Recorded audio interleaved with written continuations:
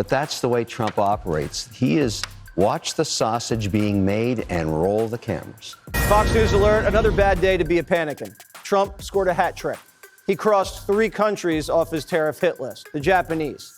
$550 billion invested here and thousands of jobs created. All of the gloom and doom that was predicted as far as the tariffs are concerned, they have not been realized. Oh, the stock market is booming because they don't trust Trump. No, because people know that at some point Trump is going to negotiate some crazy deals. And these crazy deals are going to benefit the American people. And it's going to cause the stock market to blow up. This is the new Shady Bun, so if you want it, get it. Donald Trump mentioned it, brand new, right off the press. My boy Brandon brought this in here. Get you one. It's available now because I told them when they get the sample ready that we'll make it available. They gave me my sample. It is available now. Order it. I think we got a discount. We'll put it somewhere. This shirt is so funny. I'm finna wear this to Hawaii. Maybe on the plane, I'm wearing it to Hawaii. All right, let's go with breaking news. I don't say breaking news. I say good news. That Donald Trump scored a major trade deal with Japan, and the fake news had to eat crow. They had to eat crow daddies. That's a new species, crow daddies. They had to eat crow daddies because they keep pushing that Donald Trump is evil. Donald Trump is messing up the economy. They just argue with Kevin O'Leary. Some idiots argue with Kevin O'Leary on things saying, oh, the stock market is booming because they don't trust Trump. No, because people know that at some point Trump is going to negotiate some crazy deals.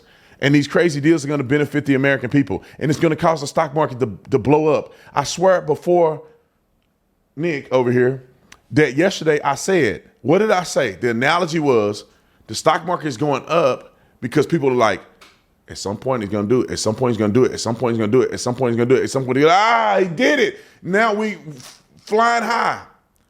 I said, put your money in the trade in the stock market. Trade with matching money. Well, then put your money where it's supposed to go. When I say trade, have your account with matching money. You can go to matchingmoney.com. Okay. Put your money in the market because when Trump keep leveraging these deals, it's going to make the market explode. And here's an example from what I said yesterday. Roll the clip. Thank you so much for having me. I think Republicans should respond to it based on the facts. And if you look at the facts of what's happening here and what happened earlier on, there was a lot of consternation, a lot of noise being created around tariffs because it's something that our presidents of the United States haven't had as far as their economic agenda. Donald Trump has, and all of the gloom and doom that was predicted as far as the tariffs are concerned, they have not been realized. So I think that you've seen what the markets are saying. You know, you have the great numbers that you just were talking about here. Until people actually feel the impact of whatever this gloom and doom scenario is, that's when it'll probably hurt Donald Trump. But at this point, Donald Trump's tariff policy seems to be working. And I think it's very difficult for Democrats to actually give him credit for that. Talk about what the facts are, and the facts are it's working. The pain hasn't been, you said the pain hasn't been realized yet. And the timing of when that's really going to start hitting consumers could be a real problem depending on when it is and how close you get to a midterm election. Oh, that's like saying eventually, like you got a poodle. Eventually it's going to bite you. Well, that dog has been the love of my life. Well, I don't have a poodle, but people love their dog. Somebody say the dog is the love of my life for the last 15 years. And it's blind and it can't even walk straight, but that dog has always been there for me. And you telling me eventually it's gonna bite you. And then you thinking, if the poodle bit me, what effect is it really gonna have? It's just like these people. Eventually, Trump is doing all these great things in perpetuity, and eventually it's gonna be bad. And the way Trump is going, it ain't gonna be as bad as they trying to make it out to be, if there is bad to be had. All right. Let's keep going. How important is Philippines in that world where the president is in Asia looking and trying to reset over there and do some good tariff deals? It's more important than many other countries because it's strategic militarily in the narrative going on with China. And we need access to that landmass if we're going to talk about, protecting our interests in Taiwan and that region. Also a good trade partner. A lot of manufacturing is moved out of China there. We do some business there. It would be good to have a reciprocal tariff that's low with the Philippines. It would be better. It's a good country to do business with, and it's been friendly for a long time to the U.S. So you want those metrics in deals. And I think Trump made it very clear that it's more than just trade. So many of these countries now are getting tied up into the China narrative in that region. It's right. Because we're not really in a trade dispute only with China. We're in an economic war, an AI war, an IP theft war, access to capital markets war. And, you know, this is a chess piece in that. And I think that's what you heard today. I always find these press conferences are a little weird for the country that's been invited, because they end up being a much broader narrative than just Philippines business. And that's a little unusual, but that's the way Trump operates. He is watch the sausage being made and roll the cameras. The worst predictions that inflation was going to be fueled by this new tariffs regime have not turned out to be the case so far. Are you confident that even as new tariffs go into place on August 1st, on August 12th, that there will not be an effect that Americans are going to see when they try to buy a car or Christmas goods or toys or dolls or anything else? Well, I think what we've seen so far is that the manufacturers have been eating it a lot, or the exporters have been taking a lot of the price or the tariff adjustment. I think we're also seeing a lot of the retailers do it. A lot of the retailers' margins got very fat during COVID, so I think some of them are absorbing it. I was with the Amazon CEO last week, and he said thus far they're not seeing any price increases. And thus far, we've seen very good inflation numbers this year.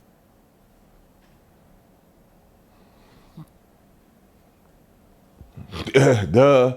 I mean, I'm not here to try to act like everything is going right, or everything will go right in perpetuity with Donald Trump. I think it's no real reason for people to be pessimistic about what he's doing. They're only pessimistic because it's Donald Trump and it's Republicans. If you had Joe Biden, Obama, and Hillary or somebody in this economy, they would be cheering him on the media. They'll be bringing on guests to just beat you over the head of how great he is and how there's no signs of slowing down now, baby. America is back. Everything is going good. He's so much better than every Republican that ever lived. They would be beating you over the head with this. But because it's Donald Trump, they want to be like, oh, but it might go bad, though. It might not even really work. I know it's working now, but in the future, it ain't going to work. Like, why say that? Y'all don't know what the future is. Your predictions are wrong now. They had been wrong. You predicted wrong back when in 2016 when he was the president. The Dow broke all kind of records under Donald Trump's administration. The most records ever broken under the presidency, well, at least in modern history that I know of, was under Donald Trump. And now the Dow, I think the record's been broken like 11 times under Trump's new administration. Like, the economy booms under Donald Trump. It's clear to me. What's that last clip? Jesse Water. Fox News alert, another bad day to be a panicking. Trump scored a hat trick. He crossed 3 countries off his tariff hit list. You ready? First, it was the Philippines and Indonesia, the magic number 19% for both countries. And then the big one, the Japanese. $550 billion invested here and thousands of jobs created. And they'll be paying a 15% rate. Turns out Toyota tariffs work. I just signed the largest trade deal in history. I think maybe the largest deal in history with Japan. And that was done with Japan. They had their top people here, and we worked on it long and hard, and it's a great deal for everybody. I always say it has to be great for everybody. It's a great deal. A lot different from the deals in the past, I can tell you that. But we're doing really well as a country. We're strong. We have a lot of money flowing in. Now, let me put this in perspective. Where is Jeffrey Epstein on this thing? Nowhere. Nobody cares. This is a win. This is a big deal. And when I say nobody cares, I mean that it's not on the priority list, because people made such a big deal about it. And this is the stuff that I'm talking about that's more important. Is these tariff trade deals because the stock market is going to soar as Trump continues to do this. Revenue into the country where everybody was saying we're going into more debt with the big beautiful bill, but we also are working simultaneously for tariffs and bringing business over into America. So while it's going to add to the deficit, we also are bringing revenue in from other sources that is not associated with the big beautiful bill, which at the end of the day, I think we're going to be a net positive in paying off our debts. You know, here are just some of the other things that we're doing with this one big beautiful bill. You know that we are creating the biggest tax breaks maybe in American history for investing and building in the United States of America. So if you're a small business, if you're a medium-sized business, if you want to invest in American workers, we are going to make it so you pay less taxes. Invest in Americans and your government ought to reward you. Isn't that common sense?